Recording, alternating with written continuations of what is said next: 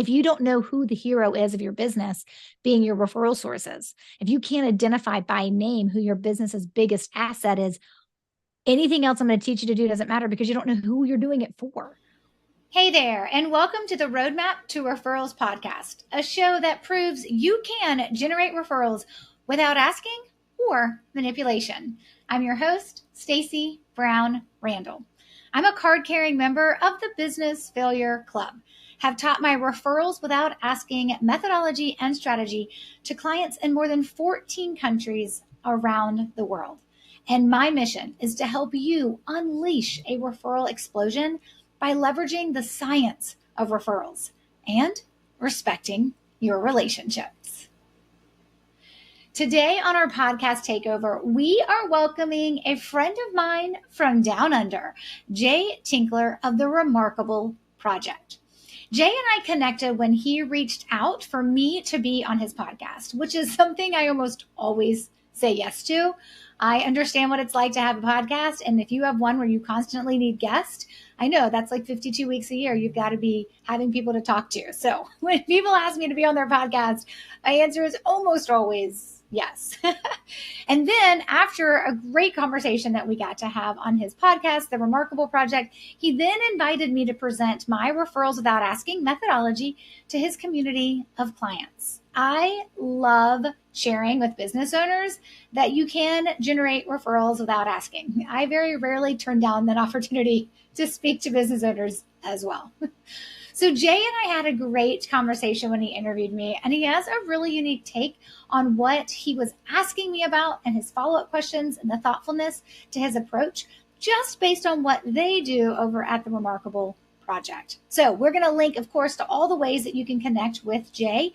We're going to link to that here on the show notes page for this episode, which is staceybrownrandall.com/372. Don't forget, Stacey has an E. So here we go. Here is our conversation between Jay and I'm excited to share it with you. This is Jay Tinkler from the Remarkable Project podcast. I'm doing a podcast takeover of the Roadmap to Referrals podcast this week. We had Stacey on our show back in, I think it was 2022. And so although there's been a lot of time between now and then, a lot of the principles that Stacey unpacked for us during that interview are still probably more relevant today in what is quite an unstable economy internationally, as far as how you bring those 4 to 6 people around you that you can rely on for referrals, for ongoing referrals.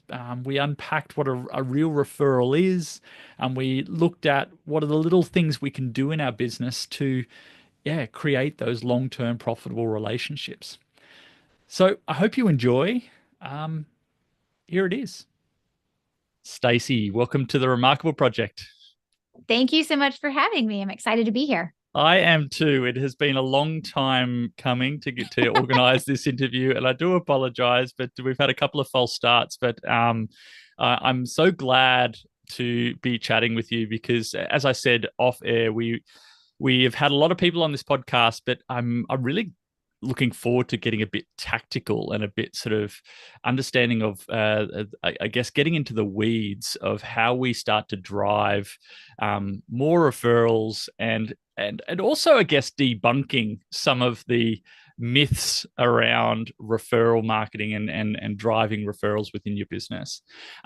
Before we dive in, though, I wanted to ask a bit of background about you, and I guess you've gone really pointy as far as a topic area that you've spent so long, I guess, exploring and helping businesses with. How did you get into this area? Yeah, I've never had it described as I went really pointy, but that's like perfect. That's like a perfect way to describe it. Like you just narrow focused in on those, like laser focused in on referrals and just went to a point. I think you're so right. Oh my gosh, I love that. I'm going to have to use that.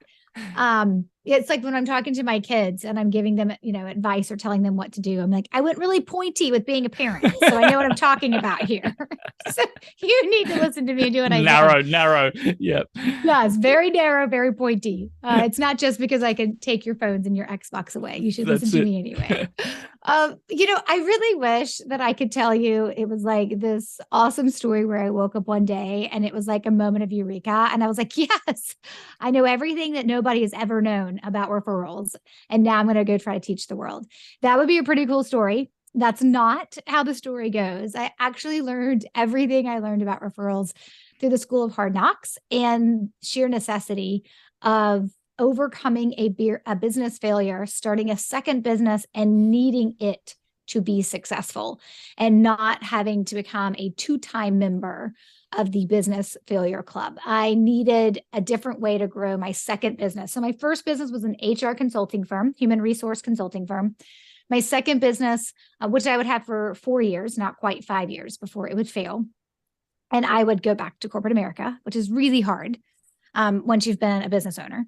And I started a second business later, which was a productivity and business coaching practice.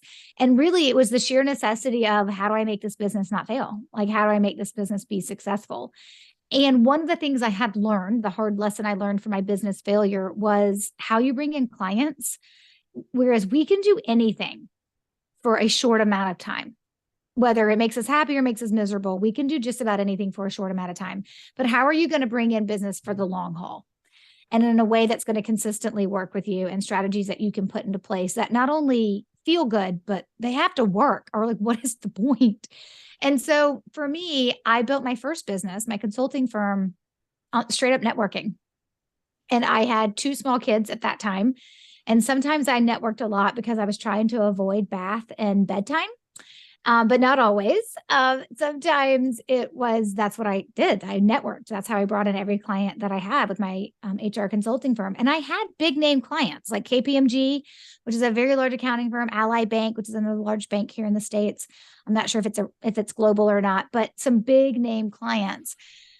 And so I was like, how do I make this business more sustainable, so that it can actually bring in clients more consistently without me having to constantly network or hustle to bring in those clients?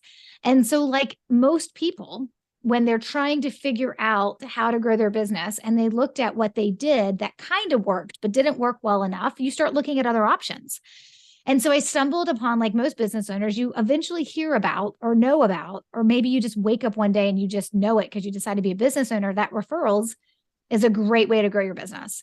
So I wasn't unlike most people listening right now to this podcast episode. I was like, okay, Google, please tell me how I get referrals. And Google was like, here's a whole bunch of advice you're not going to like, because it was all the advice. It was like, you've got to ask for those referrals, or you have to compensate, pay kickbacks for those referrals, or you actually need to network and know a ton of people. I'm like, well, I've done that and that didn't get me referrals. And then it's like, you have to be really promotional and gimmicky, like put the greatest compliment you can give me as a referral in your email signature. And I was like, that's not how I want to show up. And I don't want to be the person that people see coming at a networking event. And they're like, oh boy, here comes Stacey. She's going to be asking, like, run away from her, go get a drink. Right. Like, it's just all the tactics that had been taught. And I don't mean they've been taught for like 10 years. I'm talking like 30, 40 plus years. These same tactics have been taught. They're tired. But the reality of it is that they were all that was out there. Like 30, 40, 50 years, whatever it's been. Maybe it's been 100 years. I don't know. But like how we've been teaching referrals this long, it's never changed. Like the basic premise of how people teach referrals, like people come up with a new way to package it, but at the heart of it, it's still asking, or it's still being gimmicky, or it's still networking to know a ton of people, right? And I was like, I don't have time to go to a leads group every single Tuesday morning at 7:15. I have 3 children that have to get to school. Like, there's it's like packaging the same tired advice, just with some new shiny wrapping sometimes. But at the heart of it, it was all the same ways of generating referrals. And I was like, I can't do it this way. This isn't going to work for me. But why does that then mean I don't get referrals? And that truly started my journey of figuring out of where I am today, now almost 10 years later, of how I'm going to make referrals happen for me, and completely flipping it on its head of what I teach, and being called now a contrarian when it comes to generating referrals. And I love it. I embrace that title.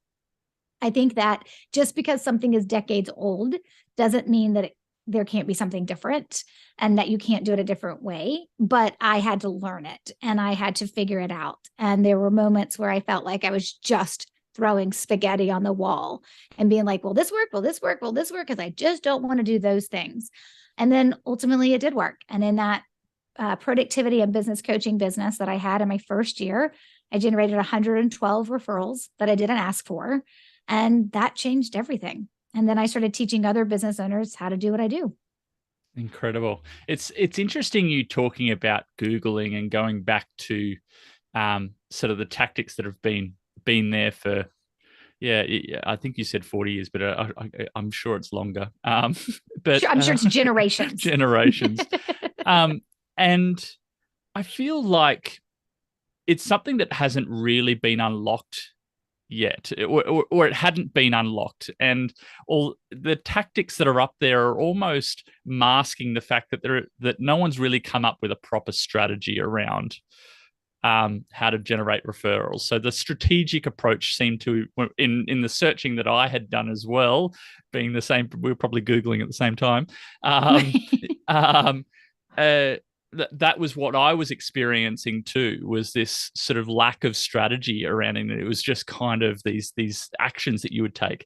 The other thing I noticed was not a lot of customer listening going on, or understanding, or what they want. It's kind of what you're going to do to them to hopefully get a response out of them. Is that what you found? Yeah. And so replace customer, right, or client with referral source. Right. Yep. It was always about like, what are you going to say to them? How are you going to say it? How often are you going to say it? Who are you going to say it to? And how are you going to manipulate reciprocity? Right. And how are you? And in some cases, I felt like I was being taught to take advantage of those relationships. And I'm like, wait a minute, pretty sure that wasn't how I was raised. Yeah. I'm pretty sure respecting those relationships is actually probably the most important thing I could do. But that's how everything felt to me, is like it was like taking advantage. Right. And not really paying attention to how it was impacting the person on the other side. But I knew clearly how it was impacting people on the other side, because I had been on the receiving end of people doing those like tired old school referral tactics to me. And I'd be like, oh, I don't want to sit through one more coffee meeting where you ask me to introduce you or connect you to these 14 people you just snagged off of my LinkedIn profile. Like, that's weird. Yeah. And so like, there's, oh my gosh, I mean, I've seen them, I've heard them all. I probably had most of them actually done to me. So for me, it came down to what ultimately is happening when a referral is being made. And I just started paying attention to, well, when I refer someone, why do I do it? Like when it happens and then that person hires the person I told them to go hire, what's happening in that moment where it's working?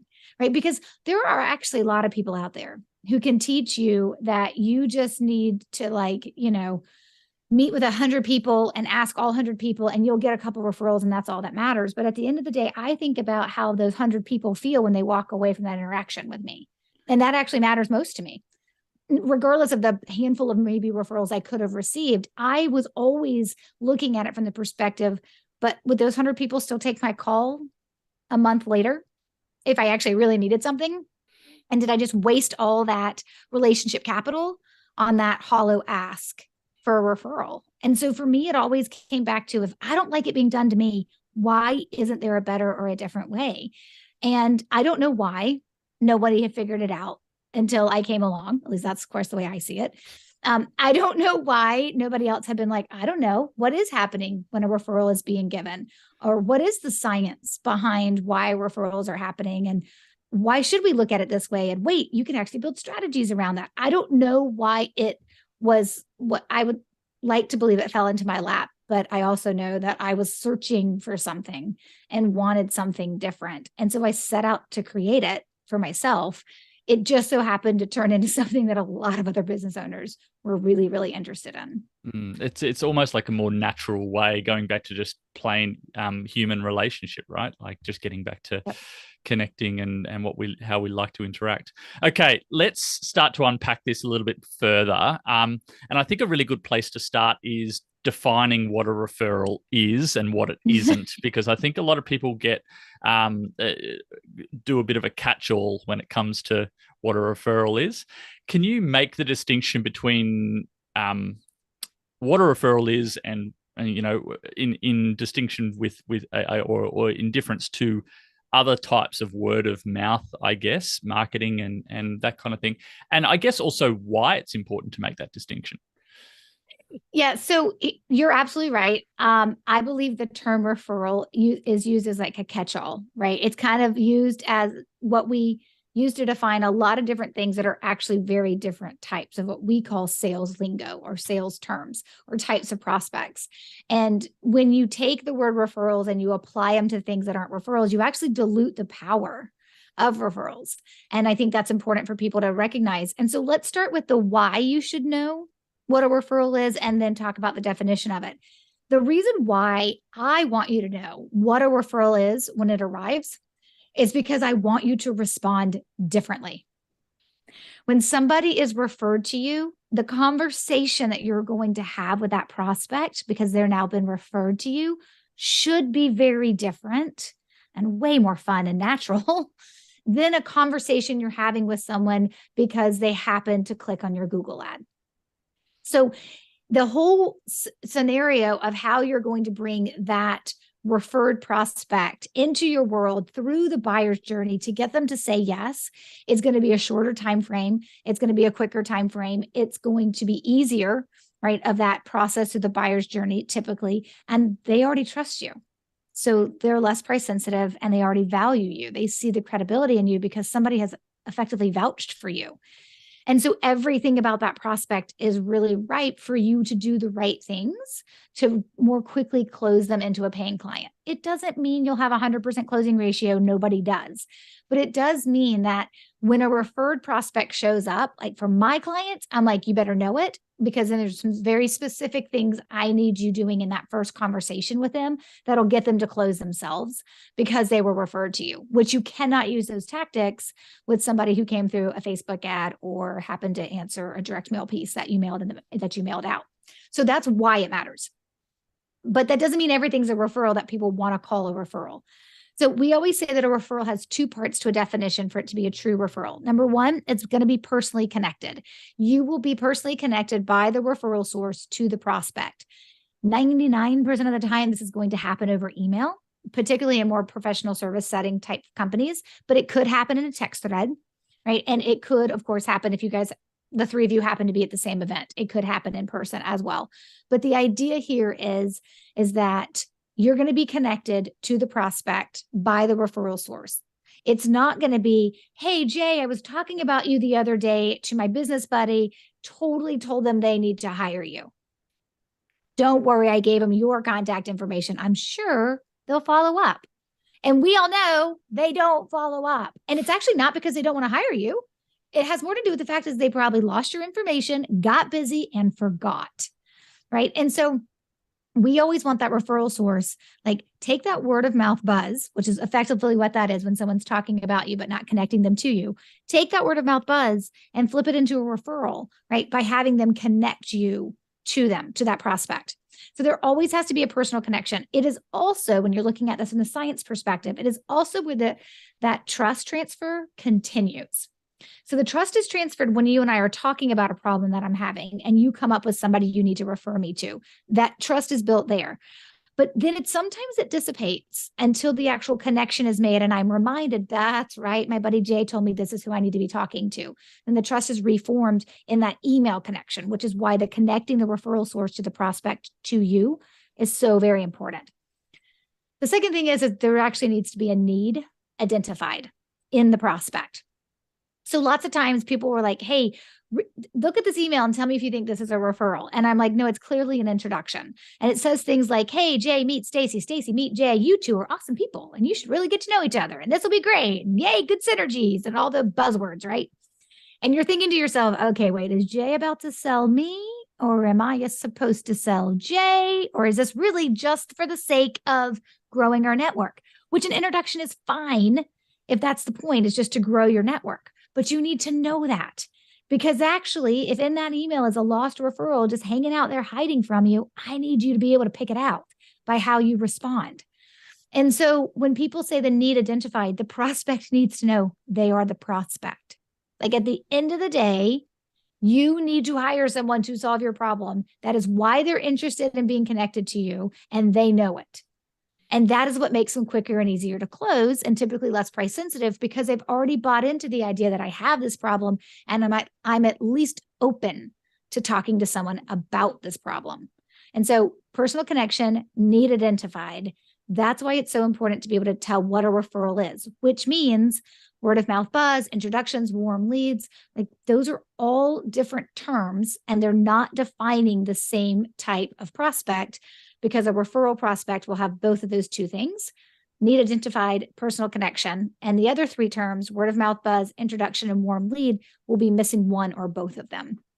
And that's why it's important that we recognize it as well, because how we then know what it is so that we can then respond accordingly is really important. I love the fact that you're identifying the prospect in that interaction as well. Like I feel that that's such an important piece. Is you often get people, as you say, introducing you, even if there is a need there, but not willing to point out the actual need in the introduction as well, because the fact they're not willing to sort of put their neck on the line to sort of say, I'm handing over that trust or that reputation as to you're the best person to solve that. I'll let the other person tell you about that problem or those kind of things. And that still is an introduction, right? That because it hasn't had a need identified. Right. But the referral source knows there's a need. But there's a bigger issue in that situation if they're not willing to state it and put their reputation on the line. Like the whole reason why trust is transferred and the prospect says yes to hiring you is because of the trust they have in the referral source. But that's because the referral source trusts you. And so that trust transfer has to happen. So sometimes an introduction, people just don't do them well, right? It's like sometimes an introduction is an introduction. Hey, you two should know each other, but no one's doing business with each other, right? You should just know each other. Like I just got introduced to somebody last week, and I read the email and I was like, I don't think this is a referral. This is clearly an introduction, because he believes that we should know each other because we operate in complementary spaces. And so we got on a call for that purpose. I didn't have to worry that at some point she was going to pitch me or I was going to pitch her. Like we were really just getting to know each other. But what you brought up was somebody who's making an introduction because they're not willing to put their reputation on the line and say, hey, Stacey's the prospect. I mean, not in those words, right? But like, Stacey, you need to hire Jay. If that statement's not being made, we actually have a bigger issue as to why that referral source doesn't want to put their reputation on the line or doesn't want to say in that email that they should hire you. And so I typically find that circling back around to the referral source just to get to the bottom of it offline is typically the most powerful thing you can do. Because like one time I had a referral source send me somebody and it was an introduction email. And I was like, he knows better. Like I've taught him how to do this. He was a client of mine. Like he knows it. I'm like, well, this is weird. So I just, took the email and like removed the prospect that I was hoping was a prospect and circled back with my referral source. And I was like, hey, what am I missing? And he was like, yeah, so he needs you, but he doesn't want to admit it. So I couldn't put it in the email, but I totally connected him to you because he needs you. And I was like, that's all I needed to know. So now I know how to proceed with caution, right? I know there's a fragile ego involved. I've got to make sure that I don't be like, yep, heard that you stink at referral, so let's talk, because that was not that I would actually ever say that, but that was obviously what I needed, that information I needed to know so that I could proceed accordingly. I love it. I love the fact that there's so many layers to all three players in this game of referrals. It's so interesting, and I love the need identified is such an important piece to everyone knowing their role in that game.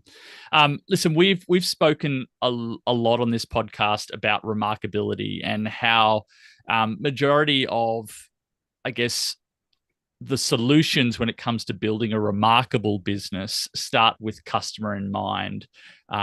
And in your case, you're going to talk referral sources here, but they also talk rather than within your organization. It's not about who necessarily you are. It's more about how you want to show up for your referral source, or how you want to, the moments that you want to actually create for them. What is the biggest misconception about why someone will refer to you? So there are so many. I think when I talk to folks about referrals, their initial reaction is, well, I don't want to insert, ask, pay, network all the time. And that's why I don't focus on referrals. That's why they don't look at it as a strategy. That's why they don't have it as like, you've got your prospecting plan, right? You've got your marketing plan. You have a third plan called your referral plan, right? And when people don't have that third leg to their sales strategy, it's typically because they're not looking at it from a strategic perspective. And there is obviously a reason for that. And typically it's because they don't like what strategies are being taught, right? Or what strategies they're being told to do. But if you go a little bit deeper, right? Sometimes it's either going to be one or two things. They just really have no idea how to start to do it in a way that's going to make them feel good and protect the relationship they have with their people. So they just don't know where to start because everything out there doesn't feel good. So if it doesn't feel good to me, how could it possibly feel good to the people I'm about to do it to? Right. And so they just don't know where to start. And then there's another group of folks, and maybe you're in both, maybe you got one foot in both camps. And maybe you don't, but usually most people have their foot in one camp. And the other group of folks is that they're actually just not sure they believe they deserve referrals. Like they're just not really sure what it takes to have what we call a referable client experience, right? And so they think about the interactions they have with their clients. They think about that client experience journey that their clients go through, and it's choppy and it's not perfect, right? And they make mistakes, and Lord knows it's definitely not repeatable. So somebody's getting it awesome because they had time, and somebody's like getting breadcrumbs because they didn't have time. And so sometimes it's like when I talk to people about referrals, the disclaimer I always say is, you absolutely deserve referrals. You're just not owed them. So you're going to have to be willing to do a little work for them. And if you don't know what to do, let's solve that. That's easy. That's my jam. That's where I live all day long. Let's solve it. But if you're not sure you believe you deserve them, well, you need to be referable to be able to receive referrals. And so something's happening within your client experience, whether you believe it or it's true because your clients have told you, right? There's something happening within your client experience that isn't making you referable. And that may be the piece that needs to be solved as well, because to get referrals, you need to be referable. And then you need to have strategies in place to be able to receive those referrals, because they do not grow on trees and they do not drop out of the sky. Okay, so obviously the referability pieces, right, or the remarkability pieces, you need to have something to be able to share, and that people want to refer you. Why does Stacey refer Jay? What's the motivation that sits behind that puts Stacey into action and makes her proactively out there referring Jay? Okay, so I'm going to give you this answer, but I don't mean to hurt your feelings. You're not going to refer me, are you? You're not going to refer me. No, wait for it. No, actually, I don't refer you because of you. And that is a common misconception that people have. People think that, hey, you think Stacey refers to you because of you, but I don't. If I refer to you, it's because I know somebody who has a problem and I know you can solve it. Because in the moment that a pure referral, a true referral is happening, I know somebody who has a problem, and then I want to help, and I want to be the hero. And how I'm going to help and how I'm going to be the hero is by connecting them with the best person, which just happens to be you. So yes, you get a new client, and yay for you. That is awesome. That is not where this journey began. So most people Like I would say 99.99999% of the world doesn't sit there with their phone open or their LinkedIn account open and thinking, okay, it's Jay's day today. Who am I going to refer to Jay? Let me just scroll through my phone or my LinkedIn, right? Nobody does that. I mean, maybe the one unicorn anomaly does, right? And God love them. But I've not met that unicorn. I'd love to. But the reality of it is when I refer you, I'm not thinking about you. When I refer you, it's because I have somebody who has a problem and I want to be the hero. I want to help. It's how we were created. I want to help that person if I can. And in that moment, because the opportunity is there, if I remember you and you're the person I choose to refer to and not anybody else that does what you do or any of your competitors, right? It's because of the relationship we have and you were top of mind when that problem was being discussed with that prospect that I'm now trying to help. So most people don't understand that for a referral to happen, there are two things that have to be in play: opportunity and desire. And when you think about opportunity, that is that I come across people who need what you do, right? That's one way that we can kind of make sure opportunity is kind of working in our advantage, but we don't control it. We do not control opportunity. And the old school strategies like asking for referrals, it's teaching you that you control opportunity. You control the opportunity for someone to refer you when you ask them or tell them to refer you. But you don't, because I can't artificially create what just doesn't exist. Right? When the referral truly pops up and truly happens, the opportunity is there because somebody needs help and I have a decision to make. Do I want to help them or not? But what you do control, since you don't control opportunity, is desire. Of all the people I could refer, why do I pick Jay? And that is the piece of our relationship that is your responsibility to manage and maintain.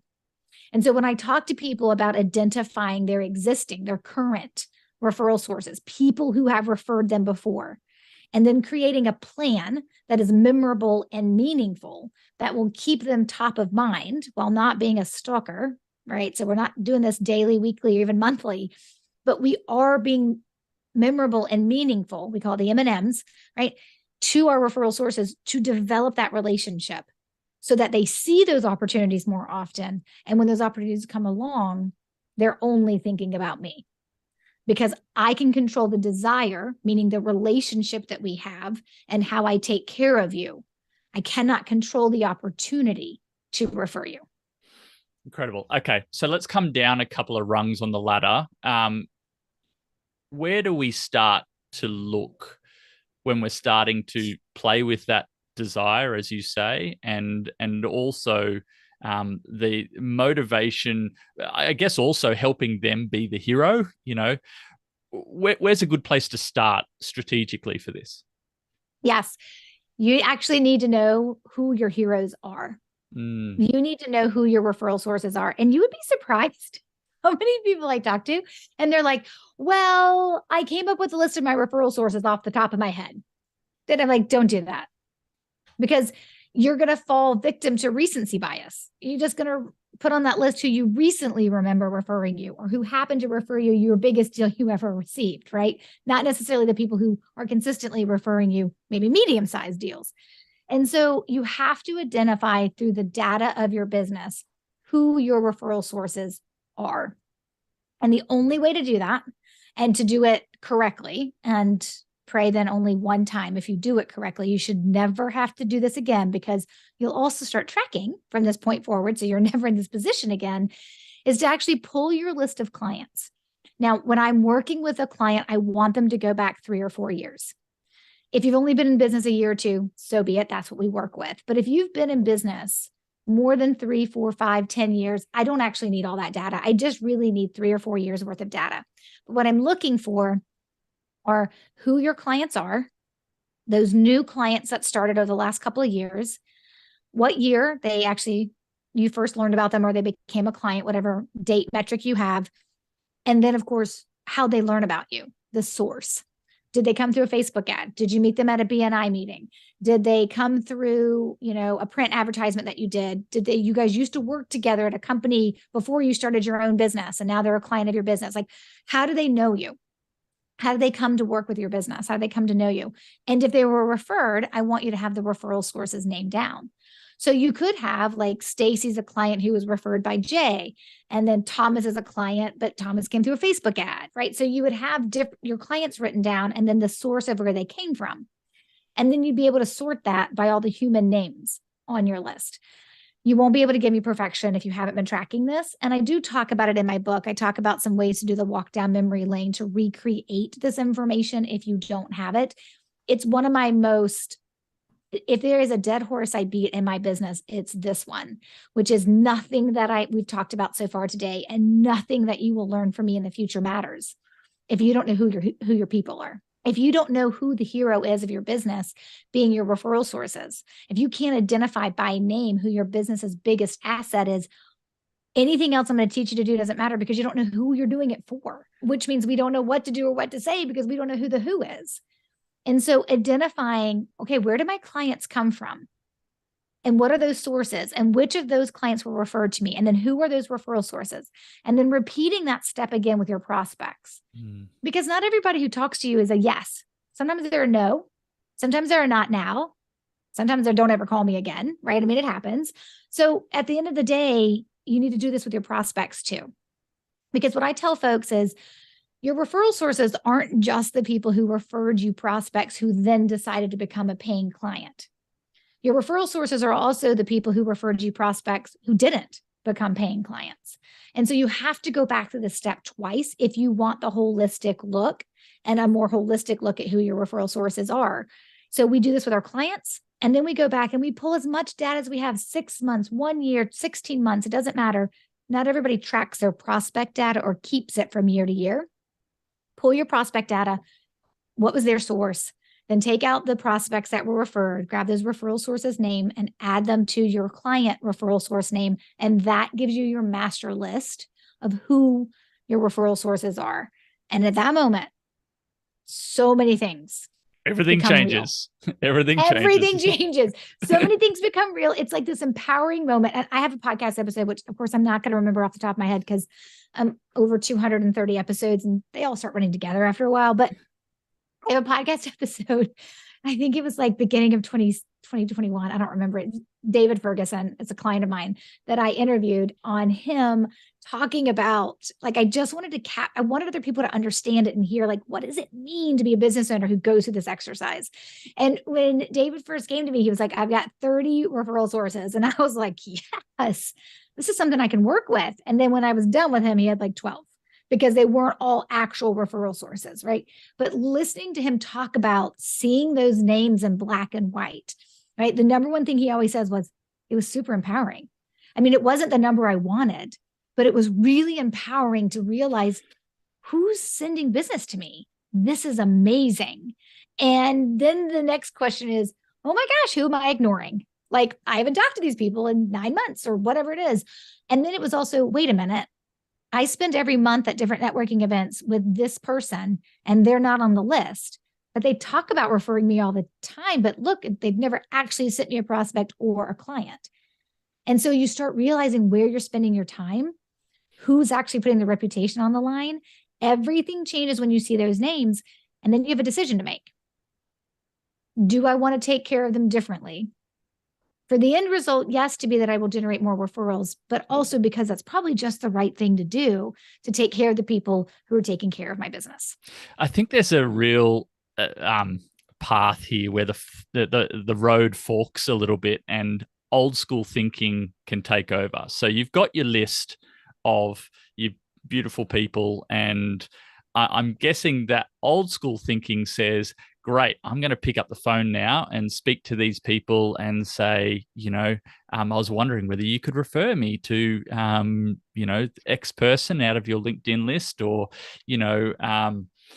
send them an email. I get these emails every now and then saying, our business is built on referrals. So, what we'd really love from you. So, what's the difference here, Stacey? What do we do instead of that path, without going down into the weeds of your method, so to speak? But top level, what are we doing differently here around looking after this group of people?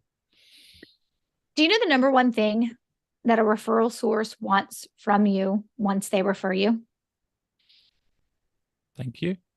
I'm putting you on the spot. Yes. Is it a The thank number you? one thing. Yes. Thank you. Gratitude. Yep. They want to be acknowledged. They want to be thanked. They want to know that you appreciate it. It's not hard. sometimes legit, I feel like I'm teaching people, I'm reminding people how to be good people. Like, be a good human, first of all. Now, here's the thing.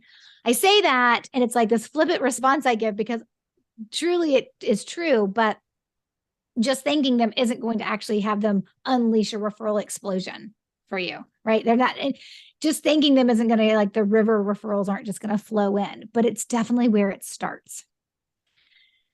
If the old school mentality in that moment is, let me go get some more referrals from them, and I think I can do it XYZ, you're already thinking wrong. The way you need to be thinking is, wow, these folks have done something they didn't have to do. I wasn't paying them to do. And hopefully you didn't ask them to do, but maybe you did, and they did it anyway. Lucky you. But it's the reality of looking at the relationship you have with them and really understanding, how do I take better care of them in a way that is not like weird or like over the top? I'm not like, we're not going to go buy everybody a set of Cutco knives and engrave their business name on it and give them all the gifts of the world. Like, that's not what we're talking about. Like, we're talking about, how can I take better care of these people? Now, the way my strategy and my system works, if you have existing referral sources, because there's plenty of people who don't have that list when they try to do that list. But if you have current or existing referral sources, the way my strategy works is, we need to impact how they feel about you. They need to feel cared for. They need to feel acknowledged and thanked. They need to feel like you don't take them for granted. And so they will feel that way based on the ways that I will teach you to take care of them. But ultimately, what that provides for us is an avenue also to direct how they think. So if I can impact how you feel, and it's genuine and authentic, and I mean it, right? I'm not doing this to manipulate you. Woohoo, this is how I'm going to get much more referrals. Guess what? Everybody can see through that and know it will not. But if you truly believe these people send me business, of course it is my responsibility to take care of them, right? Then we are going to take care of them in a variety of ways that most people don't see coming. And they're like, oh, it's way more simple than I thought. But it's also the language, which is kind of our secret sauce. We call it referral seeds. It's the what you're going to say when you're extending that gratitude that's going to, like, have them always be thinking of you from a referral perspective, because you're just going to occupy more space in their mind because they know you actually care. The people who go through my programs or work with me in my group coaching experience, at the end of the day, I love them all because they're all really good people. Like, in their hearts, they're just good people. They want to be the best attorney they can be. They want to be, right, the best CPA they can be. They want to be the best interior designer that they can be. And it matters to them, and they care. And at the same time, it's also okay that they also want to grow their business, and they would like to get more business, and they would like that business to come by referrals. But it starts from really understanding that these are your people, and now you have to decide how you're going to take care of them. And usually sometimes that is resisting the fast way that we think will work to get someone to give us referrals, which is just go hit them up for another one, versus why don't you build out a plan to take care of them and then watch your referral explosion actually happen? Because when I work with somebody, typically what we're looking to do, and this is all based on a formula, and we goal set, because how do you know you're going to get the ROI if we don't goal set? Looking at the number of referrals you typically receive, my goal is typically in your first year working with me to double, triple, or quadruple that number. And it has a lot to do with where you're starting from. But we're looking at that number and we're trying to increase it. So I actually have an accounting firm in Australia, Notions 5, that I've been working with for about the last year. And their goal was to put strategies in place to take better care of the people that refer to them, but to recognize those moments when people could be referring them, right? And so working with Matt, he's amazing. He's got your voice. I could talk to him all day long, right? And so I love my conversations with him. But they were able to, in their first 10 months of the year, to generate 17 referrals, which they've never done before. specifically by focusing on relationships. And I'm like, and Matt, you're actually really good at this. You just needed to have a strategy behind it, to be consistent with it, and then to use the right language. And they're having amazing success, which is awesome. Amazing. I wanted to ask about the roll-on effect quickly, because from a financial standpoint, once you start to set up the systems and you set up the process, do you find that referred customers tend to be great referrers as well? Like, what's your experience? I'm curious because of the fact you've got this great data set of clients that you see this playing out. Is there little things that you see as roll-on effects? So you have a greater potential to turn a referred client into a referral source. But one of the hardest things for people to wrap their mind around is that some people just aren't built to refer, which is why having strategies in place to identify the people who are or have the propensity to refer is actually really, really important. Okay, so I'm going to use my business as an example. I teach people every day how to generate more referrals. This is what we talk about, is receiving referrals, right? So obviously most people are like, well, all your clients probably refer you. I'm like, nope, but I have some that do, and I have some that don't, like every other business. And this is our topic. Like, this is what we talk about right now. And the crazy thing is Matt, that I was just talking about, he was referred to me by a brand agency in Australia that happened to stumble across my book. And she read it and she was like, oh yeah, I got some clients that need this. She's referred 3 people to me.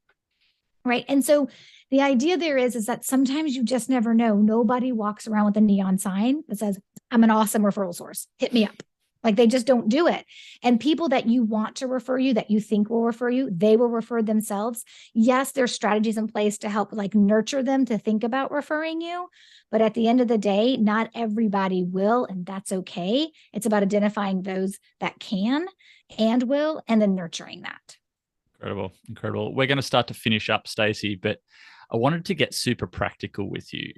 If I'm a business owner listening today and I want to start to be a bit more proactive about the way I plan for and I guess encourage referrals in my business, what would be the top 3 things that I could action today? So just really actionable things that I could do today that would start to, I guess, shift the needle or increase the warm referrals coming into my business.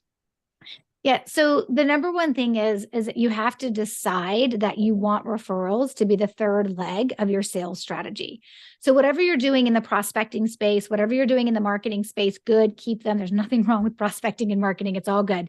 But you need to look at referrals differently. And you need to be willing to have a strategy in place to actually generate referrals. So that means if you have a sales team, they have to start thinking about referrals differently than they have before. Referrals do not belong in marketing and they do not belong in prospecting. The activities are different because the humans at play are different.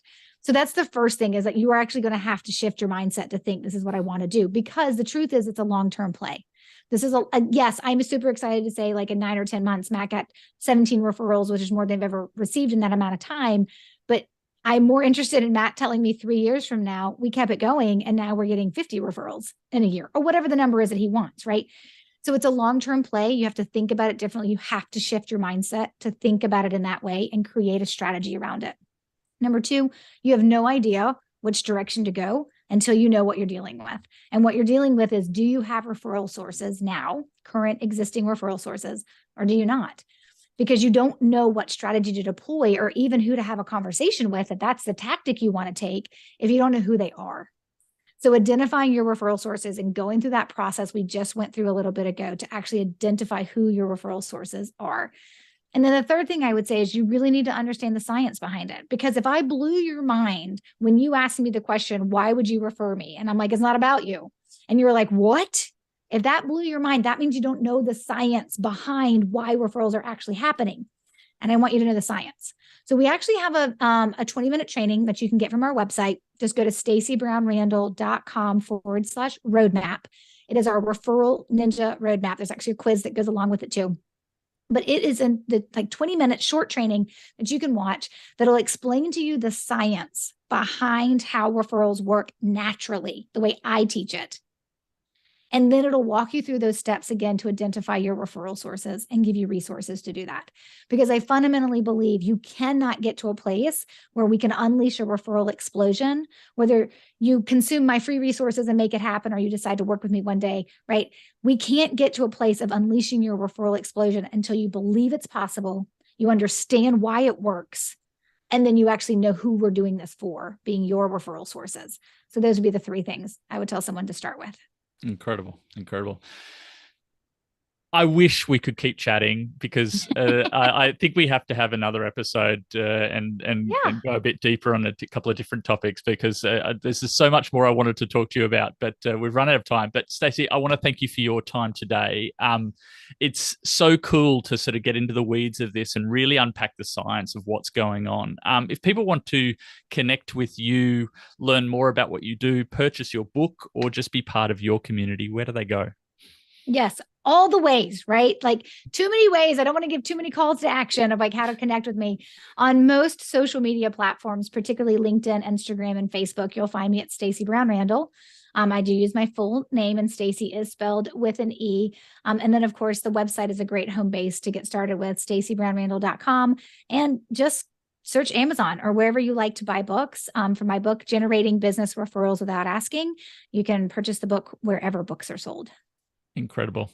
My final question, having helped thousands of businesses from around the world to unlock the power of the natural referral in your business, how do you build a business that people feel compelled to talk about?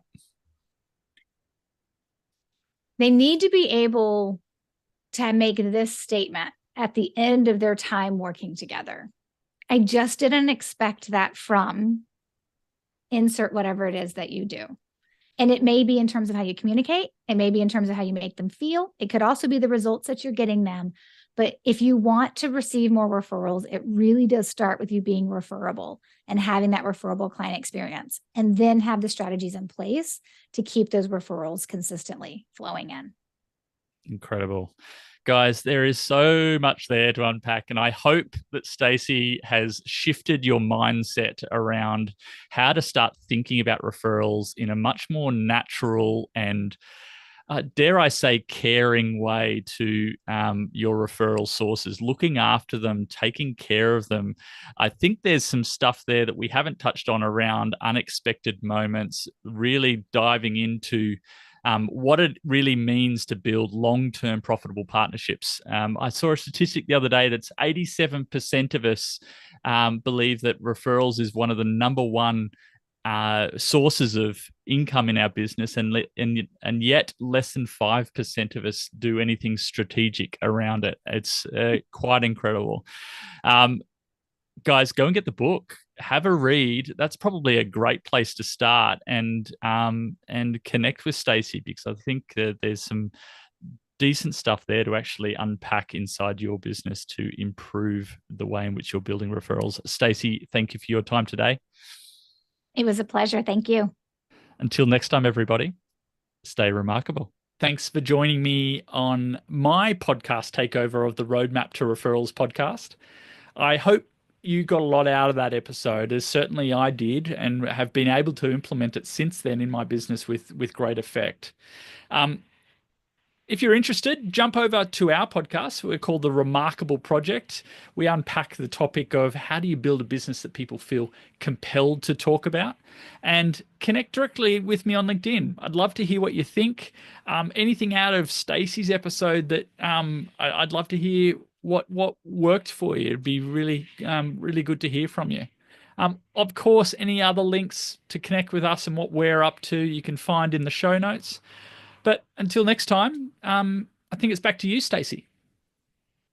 I hope you enjoyed this episode and interview. And please don't forget to show our host, Jay, some love by, of course, following and connecting with him on social media, checking out his podcast, The Remarkable Project, and of course, checking out his website as well. Links to all of those resources for Jay will be put in our show notes page at stacybrownrandall.com/372.